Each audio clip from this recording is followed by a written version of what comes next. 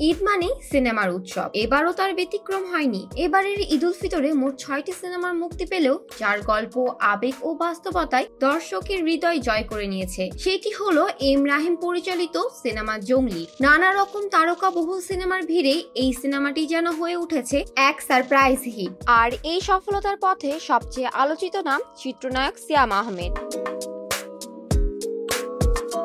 যেখানে নায়ক নায়িকারা পারিশ্রমিক নিয়েই আগে আলোচনা করেন, সেখানে সিয়ামের এই সিদ্ধান্ত সত্যিই ব্যতিক্রম ও প্রশংসাযোগ্য। সিয়াম জানান, আমরা যখন সিনেমাটা শুরু করেছিলাম তখন আমি যদি পারিশ্রমিক নিতাম তাহলে বাজেট নিয়ে টিম সমস্যায় পড়তো। তাই আমি শুরুতেই সিদ্ধান্ত নেই যে আমি এই সিনেমা থেকে কোনো পারিশ্রমিক নেব না। যদি সিনেমাটি লাভ করে তখন সেই লভ্যাংশের অংশ নেব। এই মন্তব্য থেকেই বোঝা যায় জঙ্গলি শুধু একটি কাজ নয়, বরং সিয়ামের হৃদয়ে খুব কাছের একটি স্বপ্ন প্রজেক্ট। একজন অভিনেতার এইভাবে নিজের জায়গা থেকে প্রযোজনায় অংশ নেওয়া নিঃসন্দেহে এক নতুন দৃষ্টান্ত।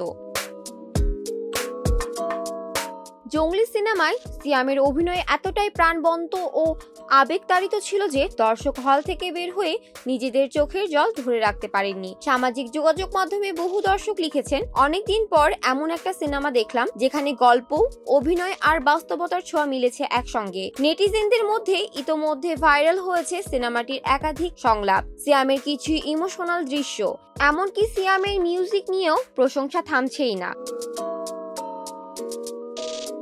প্রথম দিকে সিনেমাটি মাত্র কয়েকটি শো নিয়ে স্টার সিনেপ্লেক্সে মুক্তি পায়, অথচ প্রথম দিন থেকেই দর্শকদের ভিড় দেখে বোঝা যাচ্ছিল সিনেমাটি একটা বড় চাহিদা তৈরি করেছে। তবে দুঃখজনকভাবে সব শাখায় একইভাবে পর্যাপ্ত শো ছিল না, ফলে অনেকেই টিকিট না পেয়ে হলে এসেও ফিরে যান। দর্শকদের এই প্রতিক্রিয়ায় সামাজিক যোগাযোগ মাধ্যমে শুরু হয় আলোচনা সমালোচনা। কেউ কেউ সরাসরি শো বাড়ানোর আহ্বান জানান। কিছুদিন পর যদিও শো বাড়ানো হয়, আবার কমিয়েও আনা হয়। তবে মুক্তির এক সপ্তাহ না যেতেই অবশেষে স্টার সিনেপ্লেক্সের কর্তৃপক্ষ দ্বিগুণ শো সংযোজন করেছে, যা সিনেমাটির জনপ্রিয়তার একটি বড় স্বীকৃতি।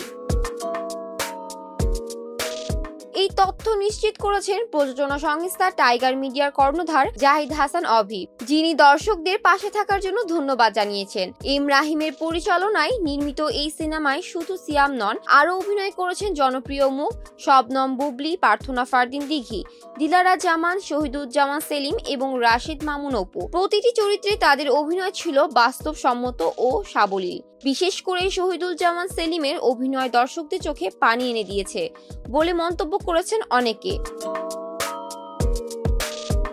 বর্তমানে ঢালিউডে যেখানে গল্পের মৌলিকতার অভাব দেখা যাচ্ছে, সেখানে জঙ্গলি এক নতুন শ্বাস এনেছে। এটি কোনো মেগা বাজেটের সুপার হিরো সিনেমা নয়, বরং সাধারণ মানুষের গল্প, আবেগ, সংগ্রাম এবং সাহসিকতার কাহিনী। এমন গল্প যা সহজেই মানুষকে স্পর্শ করে। সিনেমার সাফল্য প্রমাণ করে বাংলাদেশের দর্শক ভালো গল্প চায়, আর সেটি ভালোভাবে তুলে ধরলে তারা লুফে নেয়, যতই বাজেট হোক না কেন। জঙ্গলি প্রমাণ করেছে পারিশ্রমিকের ঊর্ধ্বে গিয়ে যদি কেউ সিনেমাকে নিজের করে নেয় তাহলে তা দর্শকদের হৃদয়ে জায়গা করে নিতে বাধ্য। সিয়াম আহমেদের মতো একজন অভিনেতা শুধু অভিনয় নয়, সিনেমার ভবিষ্যতের দিকেও নজর দিয়েছেন। এটা শুধু একটি সাহসী সিদ্ধান্ত নয়, বরং একটি দৃষ্টান্ত।